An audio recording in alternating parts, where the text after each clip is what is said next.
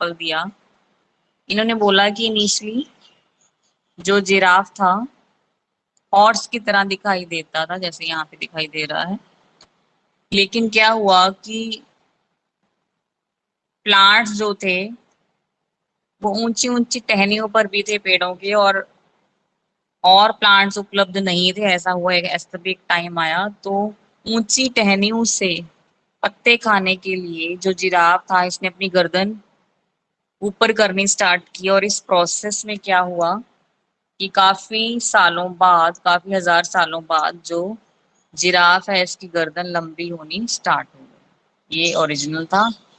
और जिराफ क्योंकि गर्दन का ज्यादा इस्तेमाल कर रहा था, यूज कर रहा था ज्यादा इस ऑर्गन का, इसलिए इसका ये ऑर्गन ज्यादा इवॉल्व हो गया, ऐसा लैमार्क का कहना था। उनकी थ्योरी का फंडा था use and disuse of organs. और इस थ्योरी को पूरी तरह से रिजेक्ट कर दिया गया और बोला गया ऐसा बिल्कुल नहीं होता। और रिजेक्ट किस बेसिस पे किया गया, ये बोला गया कि जैसे अगर हम इंडियंस की ही बात करें, इंडियन फीमेल्स की बात करें, तो इंडियन फीमेल तकरीबन ज्यादातर 99.9% इंडियन फीमेल्स अपने कानों को छिदवाती हैं, ठीक है, इयररिंग्स डालने के लिए। और जब एक बेबी गर्ल पैदा होती है तो उसके जो ईयर है, ईयर पिना है, उसमें होल नहीं होती।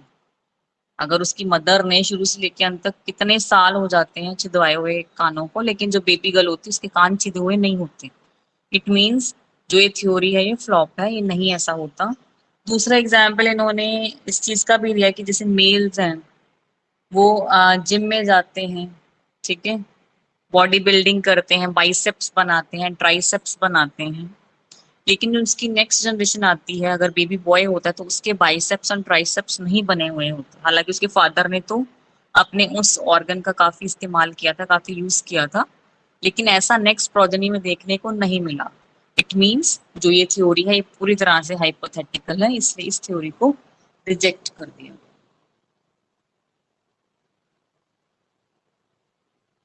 इसके बाद जो थ्योरी दी थी वो थी, हमें डार्विन ने थ्योरी दी थी। So I am sharing a picture with you.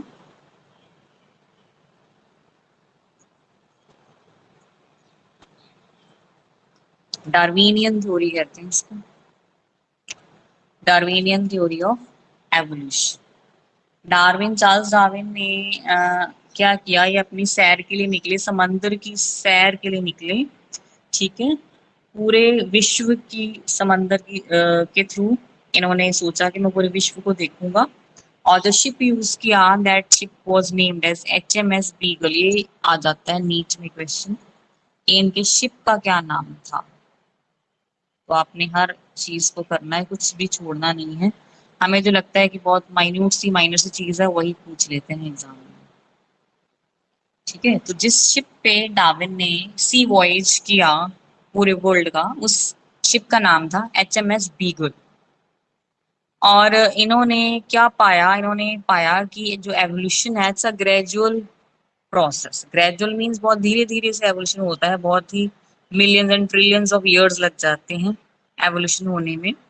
उसके बाद इन्होंने दो और मेन चीजें दी, सर्वाइवल ऑफ द फिटेस्ट। इन्होंने बोला कि जो ऑर्गेनिज्म पूरी तरह से फिट है एनवायरनमेंट के अंदर अडेप्ट होने के लिए, इन्वायरमेंटल जो हार्शनेस है, जैसे टेम्परेचर एकदम से इंक्रीज हो गया या टेम्परेचर एकदम से डिक्रीज हो गया, ह्यूमिडिटी ज्यादा बढ़ गई, जैसे इस टाइम कोरोना वायरस आया हुआ है, कोविड हो रखा है, तो जो ऑर्गेनिजम्स फिट हैं, जो ह्यूमन बींग्स ज्यादा फिट हैं, वो सर्वाइव कर जाएंगे।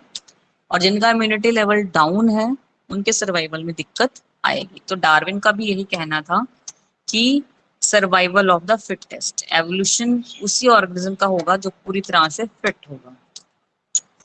इसके बाद इन्होंने बोला नेचुरल सिलेक्शन, कि जो नेचर है ये खुद ही सिलेक्ट करती है कि नेक्स्ट जो आने वाले साल है उनमें कौन से जीव जिंदा रहेंगे, ठीक है। तो उसके पीछे भी फंडा क्या है, जो नेचर है क्या करेगी। जैसे अभी आप देख ही रहे हैं हमारा पैंडेमिक आया हुआ है, तो ये भी नेचुरल फिनोमेना ही है एक। तो नेचर ने एक वायरल स्ट्रेन छोड़ दिया है, एक पैदा हो गया है, और उसके थ्रू भी अब जो पॉपुलेशन है वो कम हो रही है, ठीक है। नेचर के थ्रू ऐसा होता है जैसे जो कंजप्शन का प्रोसेस है, जितने भी हमारे नेचुरल रिसोर्सेज है वो कम है, लेकिन जो ह्यूमन पॉपुलेशन है वो बहुत ज्यादा है। तो कुछ टाइम बाद जब पूरा लेवल बढ़ जाता है, पीक पे आ जाती है पॉपुलेशन, तो नेचर में कोई ना कोई घटना ऐसी हो जाती है जिससे क्या होता है कि जो पॉपुलेशन है वो डिक्लाइन होना स्टार्ट हो जाती है। तो ऐसा ही कुछ इस टाइम हो रहा है। तो जो ऑर्गेनिजम्स फिट होंगे इस तरह के हैबिटेट में रहने के लिए, इस तरह के एनवायरनमेंट में रहने के लिए, वही उन्हीं को ही जो नेचर है वो सिलेक्ट करेगी आने वाले टाइम में सरवाइव करने के। ठीक है, तो डार्विन ने बहुत पहले ही ऐसा बोल दिया था कि हाँ, एवोल्यूशन का प्रोसेस होता है, बहुत धीरे धीरे होता है, सिर्फ वही लोग सरवाइव करेंगे जो फिट हैं, और नेचर खुद ही सिलेक्ट करती है कि कौन सरवाइव करेगा। और उसके पीछे भी रीजन क्या है, फिट वालों को ही नेचर सिलेक्ट करेगी। और ये सेम चीजें ही इसने बताई थी कि नेचर ऐसा क्यों करती है, ऐसा सारा प्रोसेस नेचुरल सिलेक्शन का क्यों होता है, because of limited natural resources. रहने के जो स्थान है वो कम है, खाने का स्थान है वो कम है, ठीक है। और स्टेबल पॉपुलेशन बनाना चाहती है नेचर। ये नहीं कि एक स्पीशीज का अमाउंट, एक स्पीशीज का जो है वो बहुत ज्यादा अमाउंट में ग्रो हो रही है और दूसरी स्पीशीज एक्सटिंक्ट हो रही है। नेचर ऐसा नहीं चाहती, नेचर चाहती है कि बैलेंस मेंटेन रहे विश्व के अंदर, पूरी दुनिया के अंदर, ठीक है। तो इसकी कुछ एग्जांपल्स दे रखी थी डार्विन ने। उन्होंने हमने दो एग्जांपल्स उसकी स्टडी करनी है, इंडस्ट्रियल मैलनिज्म जो कि बहुत फेमस एग्जांपल है, and second one is chemical resistance. चलिए केमिकल रेजिस्टेंस पहले पढ़ लेते हैं। केमिकल रेजिस्टेंस में डार्विन ने क्या बोला कि अगर हम ज्यादा अमाउंट में पेस्टिसाइड्स, हर्बिसाइड्स का इस्तेमाल करते हैं, किसी एक पर्टिकुलर बैक्टीरियल स्ट्रेन की एग्जांपल ले लीजिए, उनके ऊपर, तो क्या होगा, कुछ सालों बाद वह बैक्टीरियल स्ट्रेन उस पर्टिकुलर पेस्टिसाइड या हर्बिसाइड के प्रति रेजिस्टेंट हो जाती है, ठीक है। और एक वो अपनी नया वैरायटी बना लेती है जिसपे उस पेस्टिसाइड या हर्बिसाइड का कोई भी असर नहीं होता। जैसे कि हमने देखा था कि बहुत साल पहले डीडीटी और बीएचसी का इस्तेमाल होता था एज वीडीसाइड। तब तो बहुत असर होता था, कीटनाशक अच्छा था ये, और मर जाते थे जीव। लेकिन बाद में क्या हुआ कि वह रेजिस्टेंट हो गए और अब डीडीटी और बीएचसी का कोई भी असर नहीं होता इंसेक्ट्स या पेस्ट के। सो this is the example of chemical resistance. एक एग्जांपल हम अपने घरों में भी देखते हैं, मॉस्किटोज की अगर हम बात करें तो आज से 10 साल पहले जब हम गुड नाइट लगाते थे तो मच्छर मर जाते थे, लेकिन अब चाहे तुम तीन तीन लगा के रखो, उन पे कोई भी असर नहीं होता।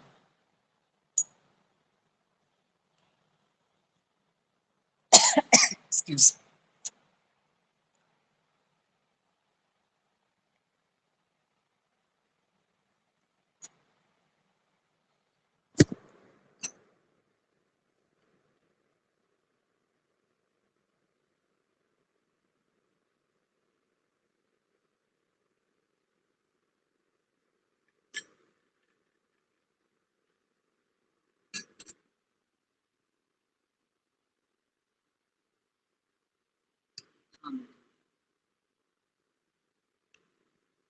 यस, अब हम करेंगे लास्ट लास्ट टॉपिक करने जा रहे हैं,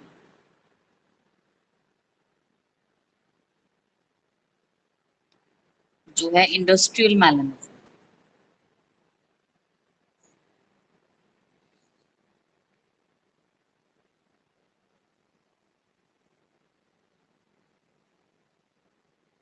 अच्छा, म्यूटेशन का थ्योरी पढ़ा, चलिए ये दोनों टॉपिक्स कर लेते हैं आज। इंडस्ट्रियल मैलनिज्म,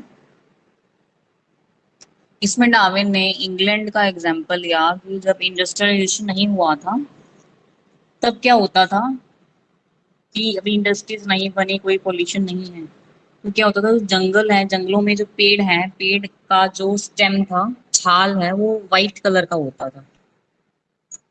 और उस टाइम पे जो मॉथ्स हैं ये दो कलर के पाए जाते थे, white winged moths and dark winged moths, ठीक है। अगर पेड़ों का छाल वाइट है तो जो व्हाइट विंग्ड मॉथ्स हैं जब वहां पे होंगे तो जो प्रीडेटर है उसको नहीं दिखाई देंगे ड्यू टू कैमोफ्लॉज। लेकिन अगर व्हाइट बेस है और ऊपर ब्लैक मॉथ है तो वो प्रीडेटर को आसानी से दिख जाता था, और जो प्रीडेटर हैं इस तरह के ब्लैक मॉथ का शिकार कर लेते थे और ब्लैक मॉथ का पॉपुलेशन कम था, व्हाइट मॉथ का पॉपुलेशन ज्यादा था। ऐसा था जब अभी इंडस्ट्रियलाइजेशन नहीं हुआ। लेकिन जब इंडस्ट्रियलाइजेशन हो गया, बहुत सारी इंडस्ट्रीज बन गई इंग्लैंड के अंदर, तो उन इंडस्ट्रीज ने धुआं बनाया, इंडस्ट्री के थ्रू धुआं निकला, and that smoke leads to air pollution, जिसकी वजह से जो जंगल थे, जंगलों में जो पेड़ थे, पेड़ों का जो स्टेम था उसका कलर धुएं की डेपोजिशन की वजह से हो गया ब्लैक। अब बैकग्राउंड कैसा हो गया? ब्लैक। तो अब क्या हुआ, अभी भी दो टाइप के ही मॉथ्स हैं, एक तो है व्हाइट वाले और एक है ब्लैक वाले। तो अब तो ब्लैक वाले जो थे, जब इन पेड़ों के ऊपर बैठते थे तो पता ही नहीं चलता था प्रीडेटर को कि मॉथ बैठा हुआ है। लेकिन अब जो प्रीडेटर, उसको व्हाइट मॉथ आसानी से दिख जाता था। तो अब क्या हुआ, अब व्हाइट मॉथ का शिकार ज्यादा होना स्टार्ट हो गया। तो जो व्हाइट मॉथ का पॉपुलेशन था वो कम हो गया और ब्लैक मॉथ का पॉपुलेशन बढ़ गया। तो ये हमें बता रहा है सर्वाइवल ऑफ द फिटेस्ट। जो फिट था वो सरवाइव कर गया, नेचर ने उसी को ही सिलेक्ट किया जो सरवाइव करने के लिए फिट था। तो चलिए एक मैं आपको और पिक दिखा रही हूँ इसमें।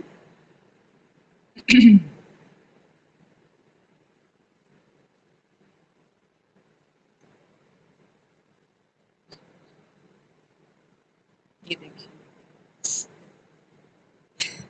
ये जो पिक है, this one, it is before industrialization. तब जो पेड़ था वो व्हाइट कलर का, और व्हाइट मॉथ ऊपर बैठा हुआ है, प्रीडेटर को नहीं दिखाई दे रहा। लेकिन व्हाइट पेड़ के ऊपर जब ब्लैक मॉथ बैठा हुआ है, आसानी से प्रीडेटर को दिखाई दे रहा है। तो इसका पॉपुलेशन कम था बिफोर इंडस्ट्रियलाइजेशन, और व्हाइट मॉथ का पॉपुलेशन ज्यादा था। इंडस्ट्रियलाइजेशन के बाद क्या हुआ, आफ्टर इंडस्ट्रियलाइजेशन स्मोक पैदा हुआ इंडस्ट्रीज के थ्रू, और वो स्मोक इस पेड़ों के ऊपर डिपॉजिट होना स्टार्ट हो गया। अब क्या हुआ, अब व्हाइट मॉथ इजिली विजिबल है तो इसका पॉपुलेशन हो गया कम, ब्लैक मॉथ इजिली विजिबल नहीं है तो इसका पॉपुलेशन हो गया ज्यादा। So this is the example of industrial melanism. ठीक है बेटा, क्लियर है ये? Yes, ma'am. चलिए लास्ट थ्योरी हम करने जा रहे हैं, विच इज म्यूटेशनल थ्योरी, जो कि काफी ज्यादा अमाउंट में इसको मान्यता प्राप्त है। इसको दिया था ह्यूगो डी वेरीज ने, ये भी एक साइंटिस्ट है। इन्होंने इस थ्योरी को प्रपोज किया था, mutational theory of evolution. It was put forth by Hugo de Vries. इन्होंने एक प्लांट के ऊपर अपना एक्सपेरिमेंटेशन का काम किया था। उस प्लांट का नाम है इवनिंग प्राइमस। ठीक है, इसके ऊपर इन्होंने अपना पूरा स्टडी किया था। इन्होंने डार्विन के कुछ पॉइंट्स को नकारा था। डार्विन ने बोला था कि जो एवोल्यूशन का प्रोसेस है ये ग्रेजुअल प्रोसेस है। लेकिन ह्यूगो डी वेरियस ने बोला था कि एवोल्यूशन का जो प्रोसेस है, it's a abrupt process, sudden, एकदम से एवोल्यूशन होता है। सडन प्रोसेस क्यों बोला है इसने? इसने बोला कि जो एवोल्यूशन होता है ये किसकी वजह से हो रहा है, वो म्यूटेशंस की वजह से हो रहा है। और म्यूटेशंस के बारे में हम पढ़ ही चुके हैं। म्यूटेशंस क्या होती हैं? Sudden change in the genetic material, किसी एक बेस में भी हल्का सा चेंज आ गया, उस चीज को हम कह देते हैं म्यूटेशंस। और अगर एक म्यूटेशन की वजह से नया स्पीशीज बन जाए तो उसको इसने बोला था it is known as saltation, single step large mutation. ठीक है। और एक और चीज इसने बोली कि जो म्यूटेशंस होती हैं ये जरूरी नहीं कि फॉरवर्ड डायरेक्शन में ही हो, they can occur backward, they can occur forward. ये यूजफुल भी हो सकती हैं, हार्मफुल भी हो सकती हैं, या फिर न्यूट्रल भी हो सकती है, कोई असर ही नहीं हो रहा, ना ये यूजफुल है ना ये हार्मफुल। तो इस तरह से इन्होंने ह्यूगो वेरियस ने बताया था जो एवोल्यूशन है ये म्यूटेशंस की वजह से हो रहा है, बिकॉज जो म्यूटेशंस है दे लीड्स टू स्पीसीएशन, नया स्पीशीज बनाने में हेल्प करती है। और जब स्पीसीएशन होगा तो एवोल्यूशन भी होगा ही। ठीक है बेटा, आज हम इतना ही करेंगे। अब मेरे को आप बताइए, इसमें कोई आपको दिक्कत है, कुछ समझ में नहीं आ रहा तो आप पूछ लो, और इसके बाद हम मंडे को पढ़ेंगे। मैम आ गया समझ में। ठीक है बेटा, फिर यही एंड करते हैं इसको।